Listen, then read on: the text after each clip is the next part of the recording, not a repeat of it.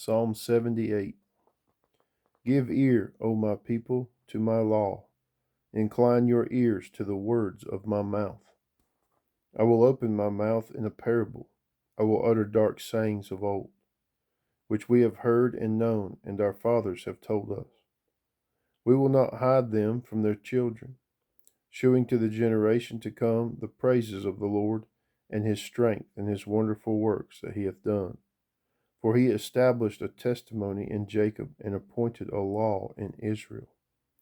While he commanded our fathers, they should make them known to their children, that the generation to come might know them, even the children which should be born, who should arise and declare them to their children, that they might set their hope in God, and not forget the works of God, but keep his commandments, and might not be as their fathers, a stubborn and rebellious generation, a generation that set not their heart aright, and whose spirit was not steadfast with God.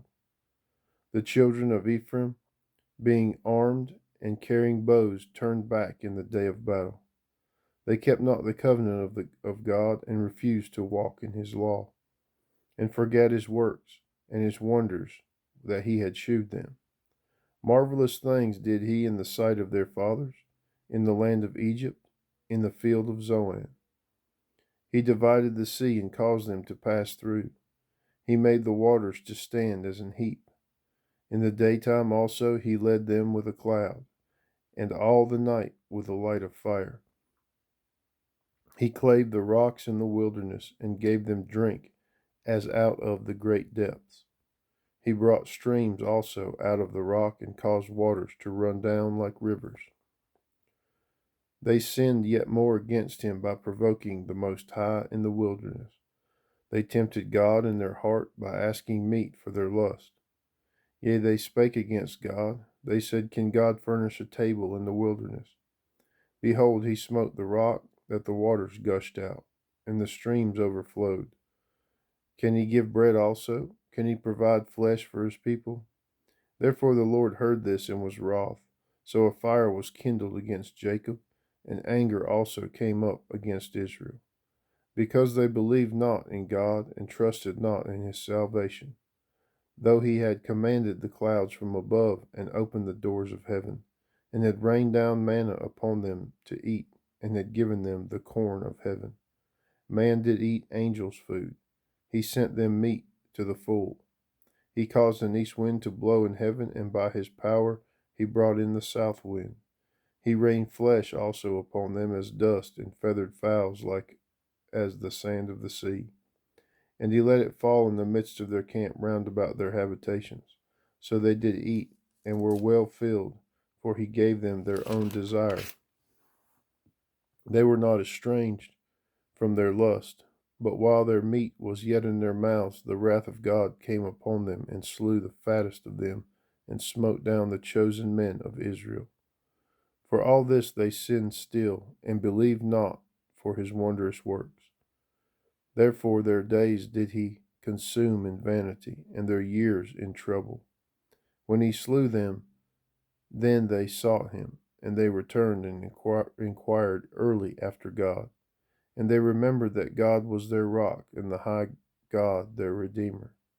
Nevertheless they did flatter him with their mouth, and they lied unto him with their tongues. For their heart was not right with him, neither were they steadfast in his covenant. But he, being full of compassion, forgave their iniquity, and destroyed them not. Yea, many a time turned he his anger away, and did not stir up all his wrath. For he remembered that they were but flesh, a wind that passeth away and cometh not again. How oft did they provoke him in the wilderness, and grieve him in the desert? Yea, they turned back and tempted God, and limited the Holy One of Israel. They remembered not his hand, nor the day when he delivered them from the enemy, how he had wrought his signs in Egypt, and his wonders in the field of Zoan, and had turned the rivers into blood, and their floods, and they could not drink. He sent diverse sorts of flies among them, which devoured them, and frogs, which destroyed them. He gave also their increase unto the caterpillar, and their labor unto the locust. He destroyed their vineyards and with hail and their sycamore trees with frost. He gave up their cattle also to the hail and their flocks to the hot thunderbolts. He cast upon them the fierceness of his anger, wrath and indignation, and trouble by sending evil angels among them. He made a way to his anger. He spared not their soul from death, but gave up their life to be pestilent, gave up their life over to the pestilence, and smote all the firstborn in Egypt, the chief of their strength in the tabernacles of Ham, but made his own people to go forth like sheep, and guided them in the wilderness like a flock. And he led them on safely, so that they feared not, but the sea overwhelmed their enemies. And he brought them to the border of his sanctuary, even to this mountain which his right hand had purchased. He cast out the heathen also before them, and divided them in inheritance by line, and made the tribes of Israel to dwell in their tents. Yet they tempted and provoked the Most High, and kept not his testimonies, but turned back and dealt unfaithfully. Like their fathers, they were turned aside like a deceitful bow. For they provoked him to anger with their high places, and moved him to jealousy with their graven images.